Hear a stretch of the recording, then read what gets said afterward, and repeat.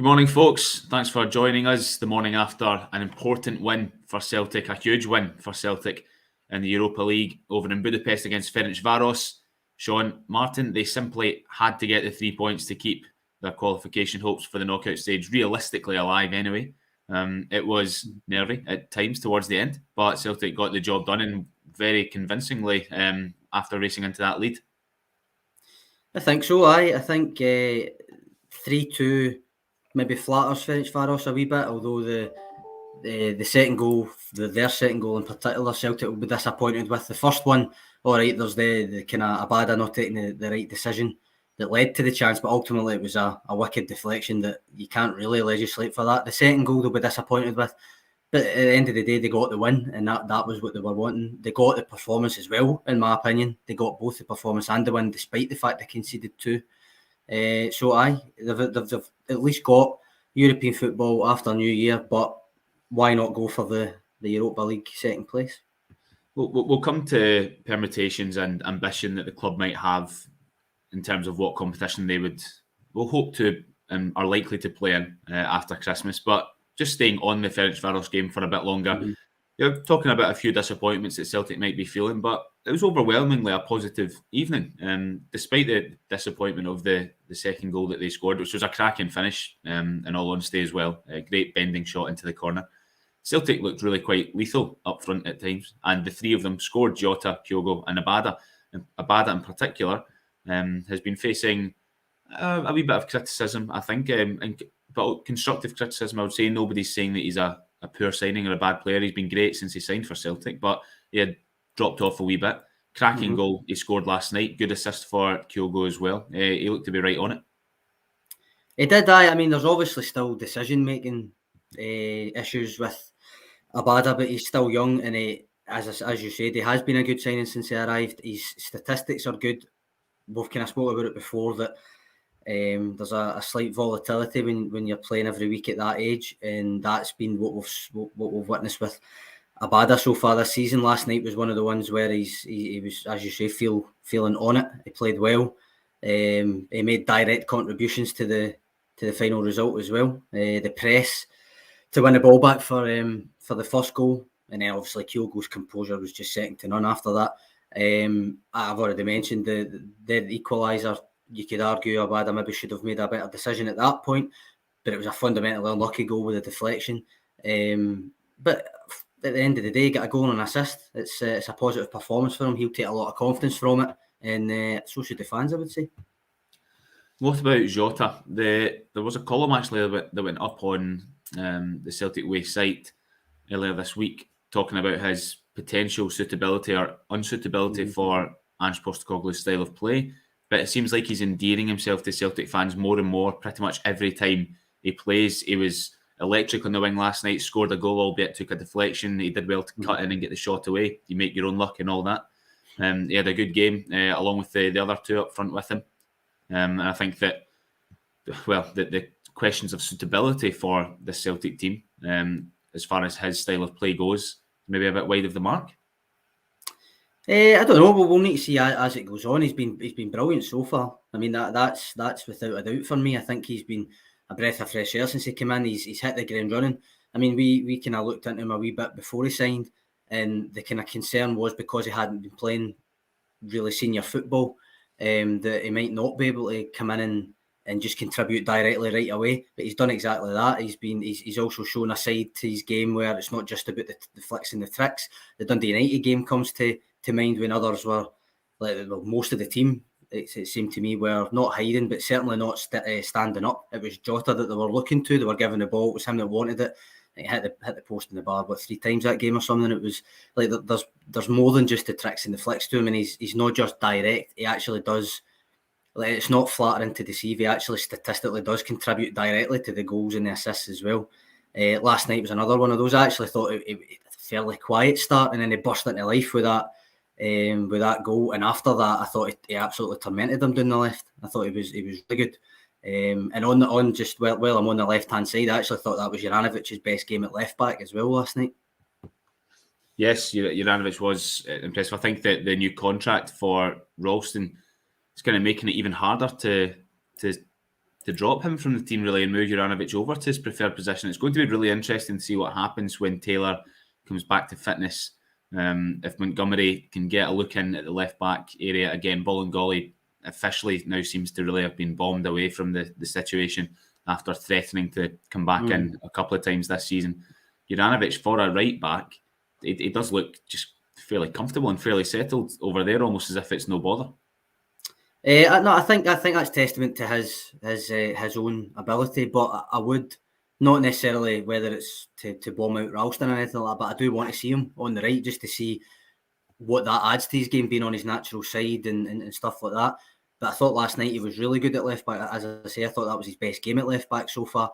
That said, I think in general, Celtic have been missing an actual natural left-sided player on that side in the full-back position. Just naturally, he's got to cut back inside a lot. Last night, I don't think it made much of a difference. I think him and Jota linked up well most of the night. I think a lot of it comes from his composure. I think that's maybe why he doesn't look so out of place on the opposite flank. I think he generally stays quite composed. He also had a couple of moments where he dropped further back and was essentially playing as a sweeper for a couple of moments to mop up some of the over the top balls. I thought he played well and I thought he linked up well with Jota last night. Well, there's another player that's getting dropped in the comments fairly regularly here, near Baton. Plenty of compliments for the Israeli, Jim Stevenson, Baton's best game. We had one just a wee bit further up, Alan Robertson, there it is. That's Baton's best position, absolutely strolled it. There was one more as well, Rab McEwen, saying that Baton was also superb alongside Jota, Juranovic and Abada. Now, that's high praise certainly here for Nir Baton. I think that he was good last night, and I think that if that allows Callum McGregor to push further forward, Celtic fans might be quite happy to see that, because when Callum McGregor contributed to the third goal with driving across the middle of the pitch before it landed at the feet of Furuhashi, when Callum McGregor plays deeper, that's not really a side of his game that Celtic fans get to see so much. But a few seasons ago, when he was, well, not just dictating games in the middle, but influencing them in the final third pretty regularly, Callum McGregor, that was the sort of thing that he thrived on. I see where you're coming from. I've no objection to Beaton occasionally actually playing in his natural position in there. I think depending on the opposition, there's still wisdom in having McGregor as the deepest player. I think it's good to have an option in there. Beaton, I thought, was actually quite good last night. Initially I thought he was maybe going to slow things down, and I think in the opening stages maybe you could argue that he did. I thought as the game went on, his composure in the middle was a benefit. I think, as you've mentioned there, it allowed McGregor to go a wee bit further forward. Although what I would say is, even when McGregor is the kind of deepest midfielder, he does still get about. He might not rampage through the middle like he did last night, but he does still put himself about most of the pitch. But no, you can only credit where it's due, and I think it is due to Beaton for last night as well. It's fair to caveat the result and the performance with the fact that it is still fairly unlikely that Celtic will finish second in the group, just because of the way that the fixtures have fallen. So Betis are at home to Ferencvaros next, while Celtic are in Germany. You would expect those two results to go against what Celtic need. Ferencvaros will probably lose to Betis. Celtic will probably lose to Leverkusen. They're a level or two above where Celtic are at the moment. But last night Celtic had to win to keep it not in their hands, but in contention for the last 16. And I think, the performance showed that there is a team building there, especially in Europe after what's been a sticky couple of seasons. But if it is the Conference League for Celtic, that could still be an exciting few months ahead. It's not all resting on the Europa League. No, I do agree, but there's no reason not to aim for second still. I think, yes, it's going to be absolutely difficult over in Germany, because Leverkusen are the standout team of the section, as we said when the draw was made. But nonetheless, I know they get beat 4-0, and there's no way that you can dress up a 4-0 defeat. But they did create against Leverkusen before the game got away from them. Not saying that they will go to Germany and win, but there's no reason that they can't, and they will go and try and do it. But you are correct, as you say, there's European football anyway there. Me, Tony and Alison spoke about it the other day. The priority obviously is going to be the league, but as I said to the two of them the other day, why not aim for both? Why not have your cake and eat it as well? Go for the league and have European football after Christmas. They've already got that one. So it's now about maybe at least pushing the boat and try and get something in Germany to give themselves a fighting chance, which is the phrase I used when I was looking at doing a wee preview for the game. Score early, which they did. And above all else, give yourselves a fighting chance, and that they could only do that by winning. And they've done that, so they've gave themselves a fighting chance, and you never know. Well, a point in Germany would take it down to the last game because it's head to head, isn't it? So even if Betis win and Celtic, so if Betis win against Ferencvaros and Celtic draw, the gap will be 3 points going into the final game at Celtic Park. Where if Celtic can win by a couple of goals margin, it would put them above Betis and into second place due to the head-to-head. So if Celtic can get a point, which should be quite an astonishing result, to be honest, to take something from Leverkusen on their home patch, it would set it up nicely for the last game, no matter what happens between Betis and Ferencvaros. Well, that's the ideal scenario for me, not necessarily a point. Obviously, the best scenario is that Celtic go and win. But even if it was a point, and it does take it down to the last game, given the way that the first match went against Betis, and obviously there's still a wee bit of regret there, I would think, that Celtic didn't manage to take at least a point from that game, given the kind of situation that they were in. Then taking Betis to Parkhead, you would actually quite fancy that. I think that with the atmosphere and the knowing that it's essentially a playoff to go through at that stage.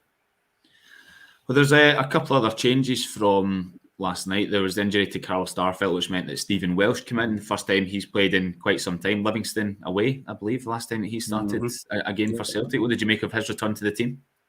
I thought he was all right. He had a kind of ball over the top moment earlier on, but generally I thought he'd done well. He obviously came off later on. He was clearly struggling towards the end, and he came off. So you just need to hope he's all right for Sunday now.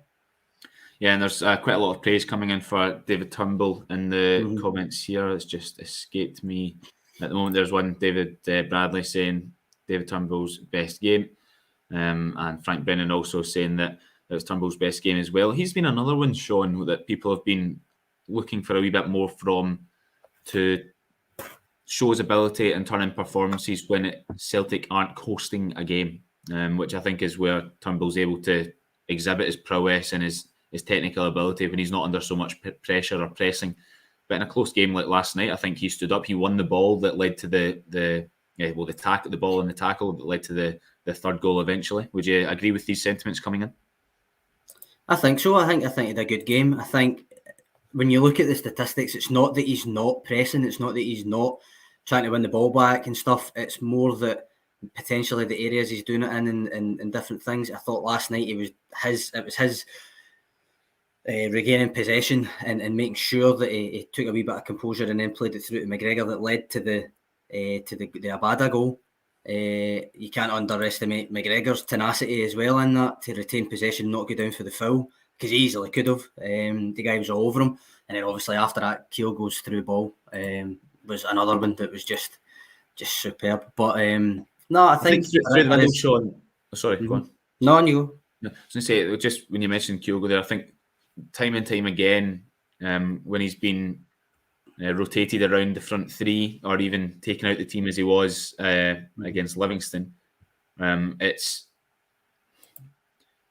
clear to see that through the middle, Celtic are a completely different prospect with him there, rather than out wide with a replacement striker in. I think the fear that the opposition have to contend with when he's there is levels above other options that Celtic have got at the moment to play as a central striker. And we did see a comment come in at the top, at fairly high near the top, suggesting something that we spoke about when Kyogo Furuhashi got injured, that Abada's pace could be the perfect substitute for that, because it seems to be that this is what this Celtic team thrives on, where there's a sharp, agile striker to run in between the last defenders. Nah, you're right. We have spoken about that before when Kyogo got injured and it was going to be a run of games without him. We kind of posited that, is there a chance Abada moves central just to try and replicate that? He obviously didn't. But talking about central strikers, there was also a wee cameo for Giakoumakis last night. And again, same as the first game against Ferencvaros, I thought he played the role that he was there to do quite well. Hold up the ball, win fouls, which he's actually proven to be really effective at.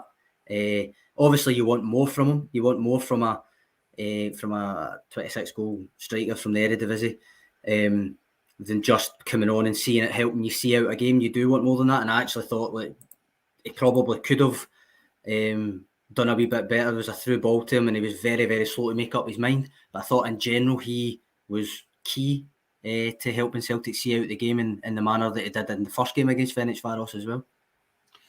Well, it's Sunday when Celtic are next playing. That's against Dundee. Rangers are playing against Ross County in Glasgow on the same day, but Celtic are the earlier kick-off. So there's the opportunity, Sean, to reduce the gap back to 1 point. If Celtic can win against Dundee, you'd expect Rangers to go and beat Ross County, but you never know.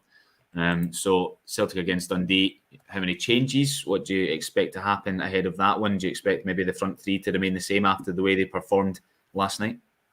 Probably, but there's again, it's he's only got limited options, Ange Postecoglou, as to what he can actually do anyway with rotation. We saw the way that rotation worked out from last week as well. But no, I think that's part of the reason that the subs were made when they were made last night. At least I would hope that that was the case. So I think there probably won't be many changes unless the likes of Stephen Welsh can't actually make the game, that kind of thing. We've got an interesting proffering here from Alan Robertson saying that maybe Turnbull's better last night because he didn't have Rogic alongside him. Maybe he's better off with McGregor. I don't know if maybe we're reading too much into that or if it's just coincidental. But they have played next to each other for most of the season, Turnbull and Rogic. It maybe could be a factor in maybe why Turnbull hasn't been able to perform to the best of his ability so far this season. I don't know how much I'd read into it, but I think when they've played well together, I think most Celtic fans wouldn't necessarily have wanted them starting every week together. It works against there's quite a lot of opposition in Scotland actually, but certainly in Europe, there's been slight drawbacks with having both of them on the pitch at the same time. I don't know how much that's unfair on Rogic to suggest that Turnbull played well because he wasn't there last night, so I won't really go down that neck of the woods, but he did, at the end of the day, again, Turnbull had a good game, and that's credits where it's due again. Yeah, well, it was a great result for Celtic, another big game on Sunday, and we'll be back on Monday to pick the bones over what happens at Dens Park. But for the meantime, thanks for joining us, Sean, and we'll be back next week. Cheers, Andy.